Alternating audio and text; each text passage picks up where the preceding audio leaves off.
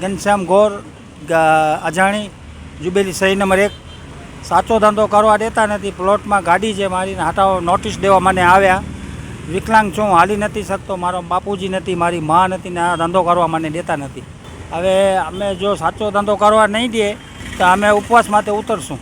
આજે કલેક્ટર ઓફિસની સામે વિરોધ કરવા માંગીએ છીએ અમે. આ થેલી શેની છે? આ થેલી દેશી દારૂની. હવે દેશી દારૂનો ધંધો કરીએ અમે. કહેતા હો તો દેશી દારૂનો ધંધો, સાચો ધંધો કરવા દેતા નથી.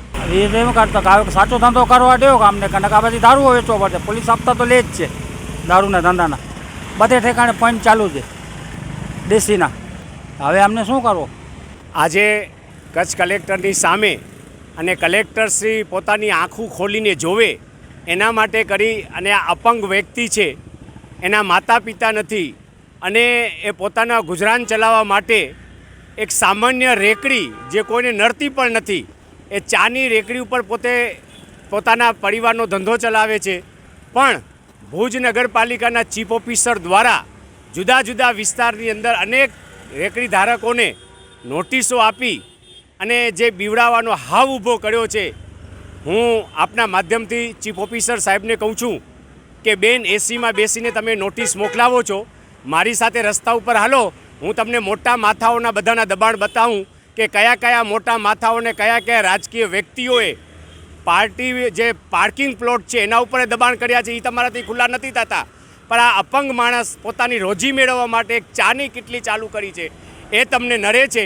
એના માટે કરીને કલેક્ટર કચેરીની સામે આ અપંગ વ્યક્તિની સાથે હું એક મારી સામાજિક ફરજ સમજી અને એના ટેકામાં હું આજે આવ્યો છું કે જો તમે એને સાચો ધંધો કરવા ન દેતા હો તો પછી એના હાથમાં જે આ થેલી છે એ થેલી વેચવાનો ધંધો ચાલુ કરવાના દિવસો લોકોને આવશે.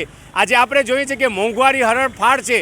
રેકડી ધારકો પોતાના બાળકોને કેમ ભણાવતા હશે, એમના ઘરનો ખર્ચો કેમ નીકળતો હશે, અને તેમ છતાં આ ભુજ નગરપાલિકાના અમુક કર્મચારીઓ, એ નગરપાલિકાના કર્મચારીઓ દ્વારા પણ મેં જોયો છે રીતસરનો કે એમની પાસેથી વસ્તુઓ પણ મફતમાં લઈ જતા હોય છે. ઘણા કર્મચારીઓ જે છે એ પોતાનો રોફ એ નાના નાના વેપારીઓ પર, રેકડી ધારકો ઉપર બતાવતા હોય છે. એટલે હું ચીફ ઓફિસર સાહેબને આપના માધ્યમથી કહું છું કે બેન, આવી નોટિસો આપવાનું બંધ કરો. અને રહી વાત સુપ્રીમ કોર્ટની, તો સુપ્રીમ કોર્ટના જે આદેશ છે એને બધા જ માને છે. પણ સુપ્રીમ કોર્ટે એમ નથી કીધું કે કોઈની રોજગારી તમે છીનવો.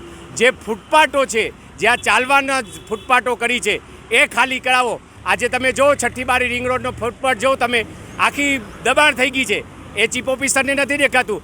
એમના બાજુમાં જ એક કચેરી બની ગઈ છે, એ ચીફ ઓફિસરને નથી દેખાતું. અને સામાન્ય નાગરિકની એક ચાની રેકડી જોઈને દેખાતી હોય તો હું આપના માધ્યમથી ચીફ ઓફિસરને કહું છું કે તમારે ખરેખર ચશ્મા ઉતારી અને મારી સાથે બજારમાં લો, એટલે કેટલો દબાણ છે આ ભુજની અંદર હું તમને બતાવું. અને પહેલાં એ લોકોના દબાણ હટાવજો, પછી નાના માણસોના દબાણ હટાવજો. એટલી જ મારે કહેવું છે. અન્યથા અમે સોમવારના આવેદનપત્ર પાઠવી કલેક્ટરને રજૂઆત કરશું અને જરૂર પડશે તો ઉપવાસ ઉપર અમે બેસશું.